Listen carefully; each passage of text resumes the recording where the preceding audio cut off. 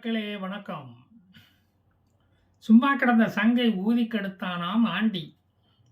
இஸ்ரேலை தாக்கி அழிக்கப் போகிறோம் என்று நேத்தன்யாகு ஊரில் இல்லாத சமயமா பார்த்து, இஸ்ரேலின் கோலன் ஹைட்ஸ் என்று அழைக்கப்படும் இடத்தை நோக்கி ஏவுகணைகளை அனுப்பியிருக்கிறார்கள் இந்த ஹிஸ்புல்லா ஆண்டிகள். இஸ்ரேலிடம் அடி வாங்கி ரொம்ப நாள் ஆச்சாம். முதுகு தினவெடுக்கிறதாம். இந்த அட்டாக்கில் ஃபுட்பால் கிரவுண்டில் விளையாடிக் கொண்டிருந்த குழந்தைகளும் இளைஞர்களுமாக 12 பேர் இறந்துள்ளனர். இனி இஸ்ரேல் சும்மா இருக்குமா? ஹிஸ்புல்லா சீஸ்ஃபயருக்கு கெஞ்சும் அளவுக்கு அதன் தாக்குதல் இனிமேல் இருக்கும்.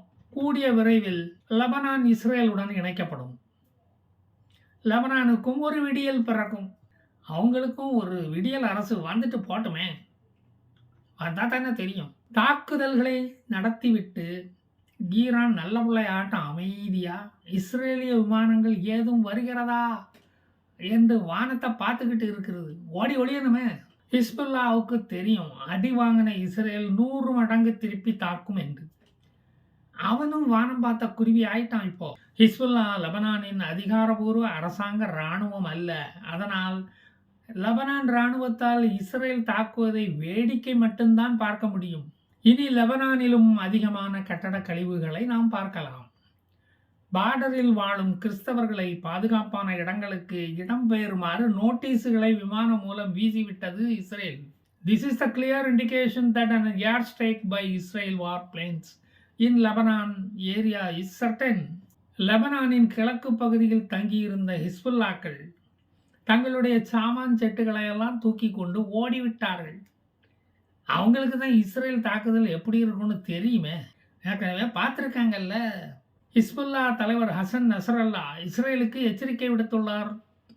எங்களை திருப்பி தாக்கினால் பெரிய போராகாது மாறும் அப்படின்னு சொல்லியிருக்காரு. ஹபீபி ஐ எம் வெயிட்டிங் என்று விஜய் மாதிரி உளறி இருக்கிறார். I am ready and waiting as Israel has been giving such a threat for a long time அப்படின்னு சொல்லி இஸ்ரேலை உசுப்பேத்தி உள்ளார். அதை கேட்டுட்டு இஸ்ரேல் சும்மா இருக்குமா? அதற்கு இஸ்ரேல் போரை தொடங்குவது எங்கள் நோக்கம் அல்ல, ஹமாஸ் ஹிஸ்புல்லா ஹூத்திஸுகளை கொல்வது தான் எங்கள் நோக்கம். அந்த பணி வழக்கம் போல தொடரும் என்று கூறிவிட்டது. இஸ்ரேலின் பாதுகாப்பு மந்திரி யோவ் கேலண்ட் விமானங்களையும் ட்ரோன்களையும் தயார் பண்ணுங்கப்பா, இஸ்ரேலிய குழந்தைகளின் சாவுக்கு உள்ள விலையை ஹிஸ்புல்லாக்களிடமிருந்து இரத்தமாக வாங்க வேண்டும் என்று சொல்லிவிட்டார். சாதாரணமாக என்னுடைய கணக்குப்படி ஒரு இஸ்ரேலின் இஸ் ஈக்குவல் டு 50 பாலஸ்தீனர்கள். அந்த கணக்கில் தான் இதுவரைக்கும் பதிலடி கொடுத்துட்டு வர்றாங்க. இஸ்ரேலிய குழந்தைகள் உயிருக்கு அந்த கணக்கு மாறுபடுமோ என்னவோ. அதாவது இன்னும் உயரம் என்று தான் தெரிகிறது. எஸ்கலேஷன் ஃபார் எஸ்கலேஷன் என்று செயல்பட வேண்டாம் என்று அமெரிக்க வெளியுறவு மினிஸ்டர் பிளிங்கன் நேத்தன்யாகுவை ஃபோன் போட்டு கெஞ்சுகிறார். லெபனானுக்கும் இஸ்ரேலுக்கும் ஃபுல் ப்ளோன் வார் ஏற்கனவே தொடங்கியாச்சு தங்கம். அங்கே பட்டாசு வெடிப்பதை நீங்கள் சேட்டலைட் கேமரா மூலம் படம் எடுத்து காட்டுறோம், உங்களுக்கு வேணா அதை வேணா நாங்கள் செஞ்சு காட்டுறோம் அப்படின்னு இஸ்ரேல் சொல்லிவிட்டது. நேத்தன்யாகு அமெரிக்க பயணத்தை வேகமாக முடித்துவிட்டு இஸ்ரேல் திரும்பிவிட்டார். ஒவ்வொரு பேயாக நாங்கள் விரட்டுவோம் என்று கூறிவிட்டாராம். ஈரானில் உள்ள தாடிவாலாக்கள் இந்த இஸ்ரேல் பையன் நம்மளை எப்போ தாக்குவான் அப்படின்னு பயந்துக்கிட்டு இருக்காங்களாம். ஈரானின் மிசைல் தொழிற்சாலை தாக்கப்படும் செய்தி விரைவில் வெளிவரும்.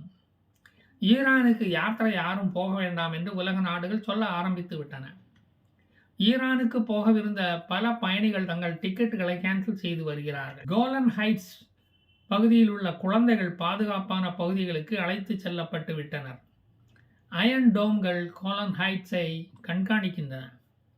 கொல்ராண்டா போ கொல்ராண்டா போ என்ற கதறல்கள் இனி லெபனானிலும் கேட்கும். முக்கியமான இடங்களில் பதுங்கி இருந்த ஹிஸ்புல்லாக்கள் மறைவிடங்களை நோக்கி ஓடுகிறார்கள்.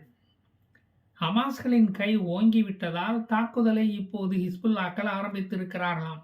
ஆனால் அவர்களால் இஸ்ரேலுக்குள் நுழைய முடியவில்லை. அதனால் லெபனானில் இருந்து கொண்டு ஏவுகணைகளை மட்டும் அனுப்பி கொண்டிருக்கிறார்கள். நேற்று இஸ்ரேல் முதல் தவணையாக லெபனானுக்குள் சென்று டீப்பா உள்ள போய் ஹிஸ்புல்லாக்களின் தளங்களை அழித்து கொண்டு வந்துவிட்டது. 2ஆம் தவணையை வாங்க எதிர்பார்த்து ஹிஸ்புல்லாக்கள் காத்து கொண்டு இருக்கிறார்கள்.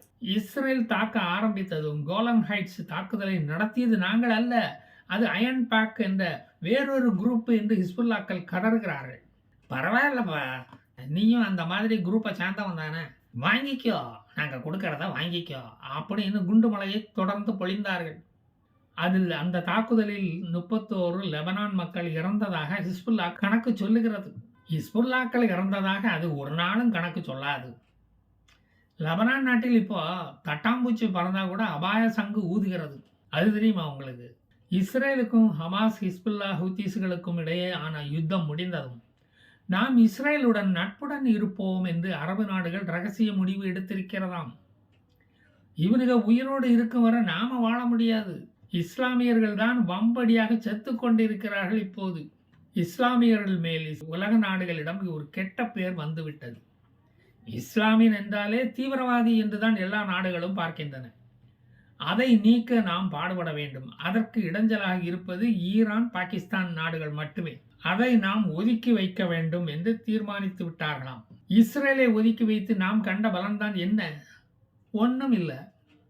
அதனால் நாம் ஈரான், பாகிஸ்தானை ஒதுக்கி வைத்து இஸ்ரேலுடன் நட்புடன் இருந்தால் இஸ்ரேலும் நமக்கு உதவுவான். அவன் அப்படிப்பட்டவன் தான். மத்திய கிழக்கு பகுதியும் அமைதியாகும், அமைதி பூங்காவாகும். இந்த கருத்து இப்ப பரவி வருகிறது அரபு நாடுகளில். புதுசா ஞானோதயம் வந்த மாதிரி பேசுறானுங்க. இவனுகளை எக்காலத்திலும் நம்ப முடியாதே. ஈரான் தயாரித்த ஜாஃபா ட்ரோன் ராடார்களை ஏமாற்றிவிட்டு பறந்து சென்று தாக்கும் வல்லமை உடையது. அதை ஹிஸ்புல்லாக்களுக்கு ஈரான் கொடுத்துள்ளது. நேரம் போகலைன்னா வச்சு விளையாடுங்கப்பான்னு கொடுத்துருக்கு. இந்தியா கப்பல் கம்பெனிகளை செங்கடல் பகுதிக்கு செல்ல வேண்டாம் என்று நமது அரசாங்கம் எச்சரித்துள்ளது. ஹூத்திஸ்களுக்கு எப்போ மறை கலரும் என்று தெரியாது. அதனால நீங்கள் ஜாக்கிரதையாகவே இருங்க. சீஸ்ஃபயர் டீல் நடந்து கொண்டு இருக்கும் போதே ஹிஸ்புல்லா இஸ்ரேலை தாக்கி இருப்பதால் போர் நிறுத்தம் ஏற்படும் என்ற ஆசையில் மண் விழுந்தது. எனவே லெபனானிலும் கட்டடக் கழிவுகள் சேரும். இஸ்ரேல் மேல் ஆயிரக்கணக்கில் ராக்கெட்டுகளை விட்டுக்கிட்டு அதை நாங்கள் விடலைன்னா அது வேற குரூப்புன்னு சொன்னால் அதை எவன் நம்புவான்? ஹிஸ்புல்லா தலைவன் ஒருவன் ஈரான் டிவியிலே வந்து கோலன் ஹைட்ஸை தாக்கியது நாங்கள் தான் அப்படின்னு உளறிவிட்டானே. பொய் சொல்லுவது பாவம்னு எங்கள் குரானில் சொல்லி தந்திருக்காங்களே, அதை நாங்கள் மீற முடியுமா? ஹிஸ்புல்லா ராக்கெட்டுகளை விட்ட செய்தி கிடைத்ததுமே காசா, லெபனான், ஈரான் நாட்டு ஆம்புலன்ஸ் டிரைவர்கள் தட்டி எழுப்பப்பட்டார்கள். ஆம்புலன்ஸ் எல்லாம் தயார் நிலையில் வைக்கப்பட்டன. பணங்களை அள்ளிக்கிட்டு வந்து போஸ்ட்மார்ட்டம் பண்ணணுமே, அதுக்கப்புறம் தானே அடக்கம் பண்ண முடியும். பின்னாடி லீகல் பிரச்சனை எதுவும் வரக்கூடாது பார்த்தீங்களா? அதுக்கு தான் இந்த ஏற்பாடு. ஓயாது உழைக்கும் இந்த ஆம்புலன்ஸ் டிரைவர்களை பாராட்டியே ஆக வேண்டும். இஸ்ரேல் லெபனானை திருப்பி தாக்கும் போது அதை எந்த நைனா சபையும் ஒன்றும் கண்ட்ரோல் பண்ண முடியாது. பணங்களை கணக்கெடுத்து டேக் போடுற வேலையைத்தான் இந்த United Nations high commissioners for refugees அவங்களால செய்ய முடியும். இப்போதைக்கு அதைத்தான் செய்ய முடியும். இப்போ என்னடான்னா, இந்த துருக்கி அதிபர் தாயிப் எர்டோகன் இஸ்ரேலை நேட்டோ படைகளை வைத்து தாக்குவோம் என்று அறிவித்திருக்கிறார். ரஷ்யாவில் இருந்து பிரிந்து சென்ற அசர்பைஜான் பகுதியான நகர்னோ கரபாக் பகுதிக்குள் நுழைந்து நாங்கள் எப்படி தாக்குதல் நடத்தினோமோ அதே மாதிரி நாங்கள் தாக்குவோம் அப்படின்னு அறிவித்திருக்கிறார். லிபியா நாட்டுக்குள்ளேயும் 2020 நாங்கள் என்ன பண்ணனோமோ அதையே தான் இங்கேயும் பண்ணுவோம் என்று இஸ்ரேலை மிரட்டி நாங்களும் பொழுது போகாமல் சும்மா தானே இருக்கோம், எங்களை வந்து தாக்குங்க அப்படின்னு வெத்தலை பாக்கு வச்சு அழைச்சிருக்காரு இந்த தாயிப் எர்டோகன். நீங்கள் எத்தனை பேர் வேண்டுமானாலும் வாங்க, இஸ்ரேல் தானாக போரில் இறங்காது, வம்புக்கும் போகாது, வந்த சண்டையும் சும்மா விடாது. தைரியம் இருந்தால் வடிவேலு மாதிரி சும்மா மிரட்டாமல் நேராக வந்து வாங்கிட்டு போங்க என்று கூறிவிட்டது. உலகப்போர் வரலையே என்று கவலைப்படுபவர்களில் இவரும் ஒன்று. துருக்கியில் சமாதி கட்ட நிறைய இடம் இருக்குதாமே. நேட்டோ என்பது 32 நாடுகளைச் சேர்ந்த இராணுவ கூட்டமைப்பு. இதில் தனி ஒருவன் முடிவெடுக்க முடியாது. பெல்ஜியம் நாட்டில் இதன் தலைமைச் செயலகம் உள்ளது. 2ஆம் உலக மகா யுத்தத்துக்கு பிறகு ஐரோப்பிய நாடுகளின் பாதுகாப்புக்காக ஏற்படுத்தப்பட்ட ஒரு கூட்டமைப்பாகும். இந்த நேட்டோ படையில் பல நாட்டு வீரர்கள் உள்ளனர். இந்தியா இந்த கூட்டமைப்பில் இன்னும் சேரவில்லை. ஆனால் இதன் கூட்டு இராணுவ நடவடிக்கைகளில் நட்பு நாடுகளுக்காக இந்தியா பங்கெடுத்துள்ளது.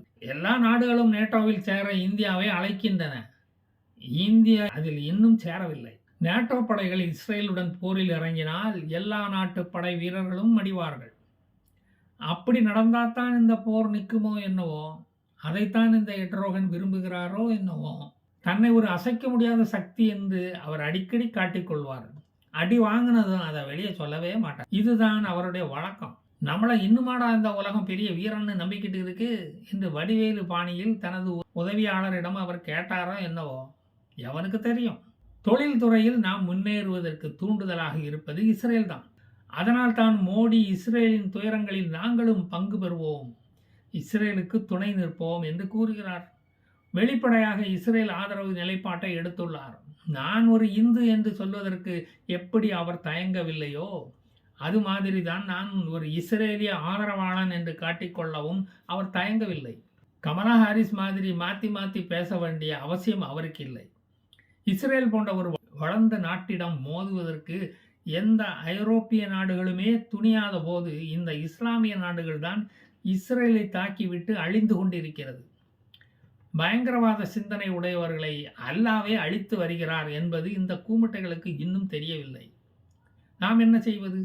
இவனுக்கு சாவதை வேடிக்கை மட்டும்தான் நம்மால் பார்க்க முடிகிறது. நிறைய இந்தியர்கள் இஸ்ரேலிய மருத்துவமனைகளில் வேலை பார்த்து வருகிறார்கள்.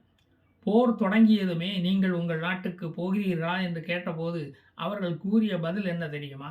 என் குடும்பம் பொருளாதாரத்தில் உயர உதவிகரமாக இருந்த இந்த இஸ்ரேலியர்களை அம்போ என்று விட்டுவிட்டு நாங்கள் நாடு திரும்ப மாட்டோம் என்று கூறியதை கேட்டு இஸ்ரேலியர்கள் நெகிழ்ந்து போனார்களாம். இஸ்ரேலியர்கள் இந்தியர்களை விரும்ப காரணம் இந்த விசுவாசம்தான். சோதனை காலத்திலும் துணை நிற்கும் இந்த வீரம் இஸ்ரேலிய வீரத்துக்கு சற்றும் குறைந்ததல்ல. 10 மில்லியன் மக்கள் தொகையை உடைய இஸ்ரேலை 140 மில்லியன் மக்கள் தொகை கொண்ட இந்தியா விரும்புகிறது என்றால் அதற்கு காரணம் என்ன என்பதை கமெண்டில் சொல்லுங்கள். நான் மீண்டும் வருவேன். ஜெய் ஹிந்த்.